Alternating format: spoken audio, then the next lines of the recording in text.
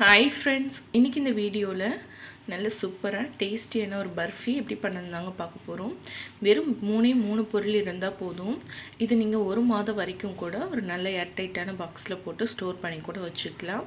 கண்டிப்பா ட்ரை பண்ணி பாருங்க. ரொம்ப ஈஸியாவும் இருக்கும். இப்போ இந்த பர்ஃபி எப்படி பண்றதுன்னு பார்க்கலாங்க.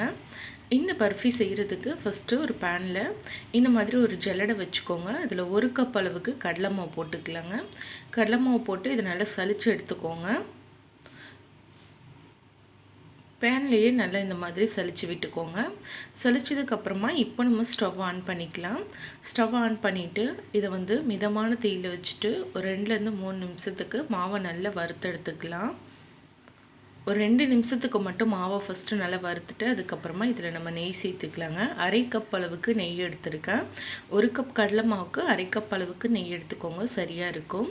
அந்த நெய்யை வந்து மொத்தமா சேர்க்காம கொஞ்சமா சேர்த்து மாவை நல்லா வறுத்து எடுத்துக்கலாங்க. மாவுடைய பச்சை வாசனை போக நல்லா வறுத்து எடுத்துக்கணும். ஃபர்ஸ்ட் ஒரு 1/4 கப் அளவுக்கு நெய் சேர்த்து மாவை நல்லா வறுத்ததுக்கு அப்புறமா மீதி இருக்கு 1/4 கப் அளவுக்கு நெய்யையும் நம்ம சேர்த்து வறுத்து எடுத்துக்கலாங்க. கடலை மாவுடைய பச்சை வாசனை போக நல்லா வறுத்து எடுத்துக்கணும். இப்போ இதுல மீதி இருக்க 1/4 கப் அளவுக்கு நெய்யையும் சேர்த்துக்கோங்க. இந்த கப்ல 1 டீஸ்பூன் அளவுக்கு நெய் இருக்கு இல்லையா, இதை வந்து நம்ம பர்ஃபி எந்த பாத்திரத்துல செட் பண்றோமோ அதுல வந்து அந்த நெய் வந்து நல்லா தடவி எடுத்துக்கோங்க.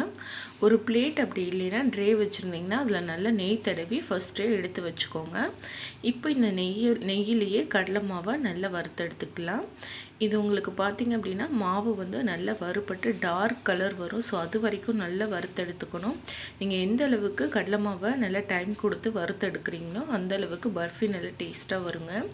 அடுப்பு வந்து மீடியமான தீயிலே வச்சுட்டு இது மொத்தமாகவே உங்களுக்கு இந்த மாவு வறுத்து எடுக்கிறதுக்கு ஒரு 7லேருந்து 8 நிமிஷம் கிட்ட ஆகுங்க. மாவு வந்து நல்ல கலர் கொஞ்சம் பார்த்தீங்கன்னா உங்களுக்கு டார்க் கலர் வரும்.